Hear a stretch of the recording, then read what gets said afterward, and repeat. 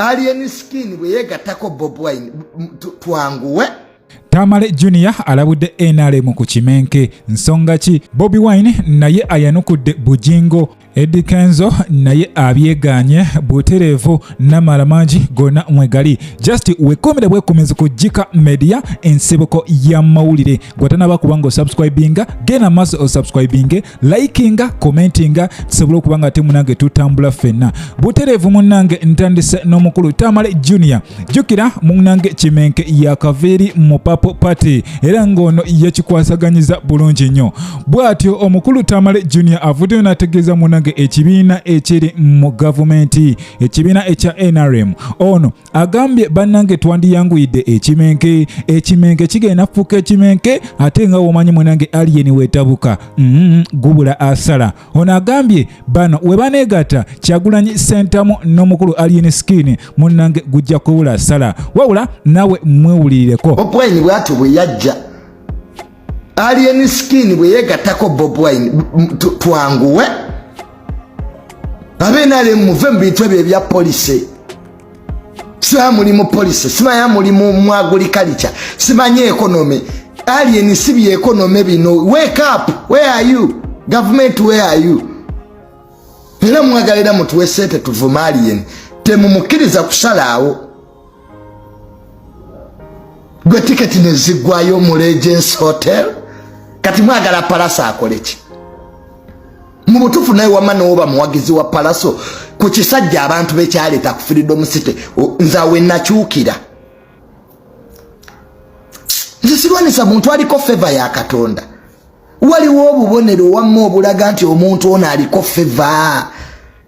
obubonero bweyoleka Katonda gwalonze amusukulumya mu balala alien Katonda amusukulumiza ku banne mu wiiki 2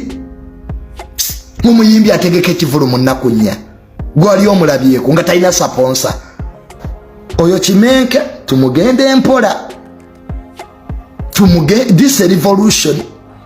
this is a music revolution. Umanya banagwa mulwawo otegeera fa abategeevu tulengerera wala nze Junior ndabira wala nengamba how can this come Bobiwine bwatu bwe yajja nga tumita munwi wanjaga nga intelligence eketta babaka sibanya ba minister kumba asobola okunyenya government ali magere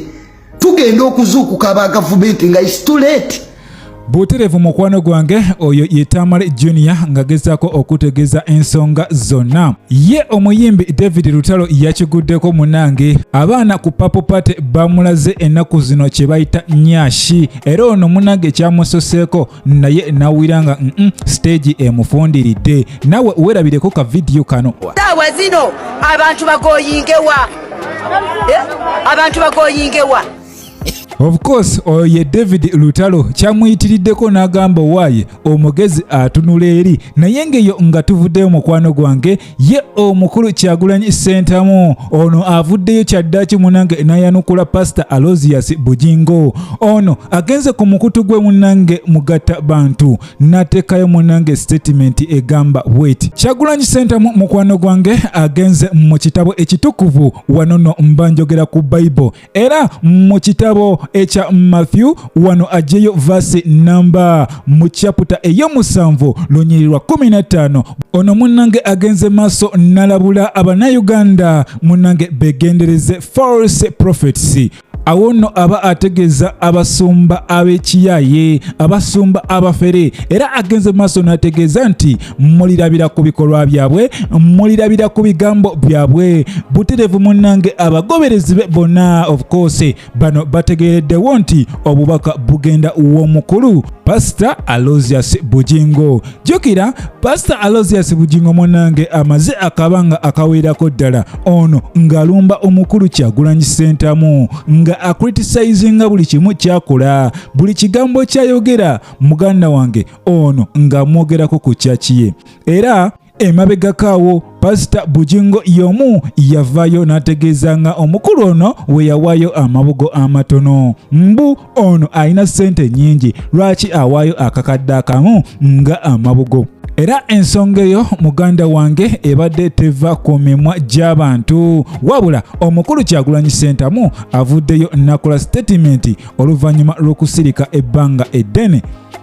eyo nga nkujeyo mukwano gwange ye omukulu Bajjo ono ali mu nteekateeka kubanga ate munnange ategekera omukulu Clever gye ekivulu oba konsati wabula ono munnange akyanoonya kifo jjukira cricket oval mukwano gwange kyo kyategerekese nti eno eri booked omwaka mulambirira kizibu okubanga ate munnange ofunawo ekifo kyonna ate wetugenda ku Nambole eyo tenaba kubanga ate munnange eggwa kakati omukulu Bajjo munnange bwatyo asabye abawagizi munnange beerondere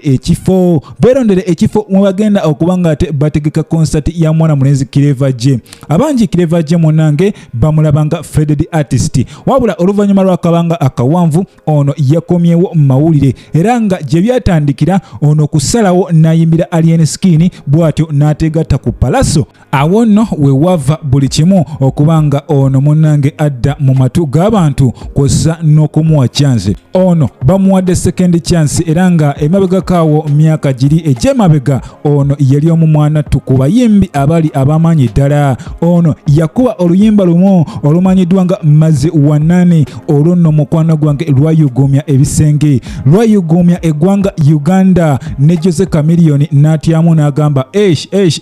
era emabega kaawo tulabye emirundi mingi ng'omukulu ono Clever gye munnange akyazibwa ku mukutu gw'omukulu Bajjo era nga boogera ku nsonga ez'enjawulo awo nno nga yongera okumuteeka mu bantu era wetwogerera munnange konsati ya ku stagingibwa essaawa yonna wabula eyo nga tuvuddeyo mukwano gwange nyongera okujjukiza nti oli ku KIKA media ensibuko ya mawulire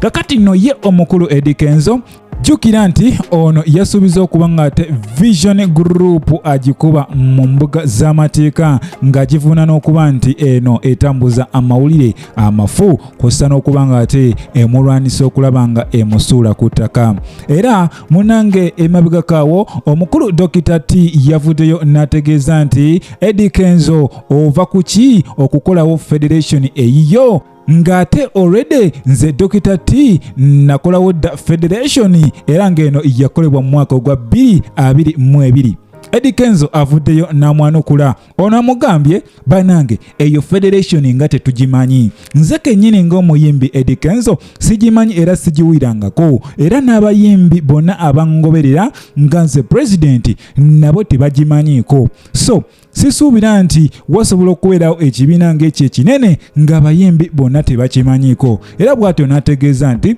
eyo federation tagimanyi era eno eriwo era eyagunjiddwawo erina okugenda mu maaso era awo Eddie Kenzo agenze maaso n'ategeeza Dr. T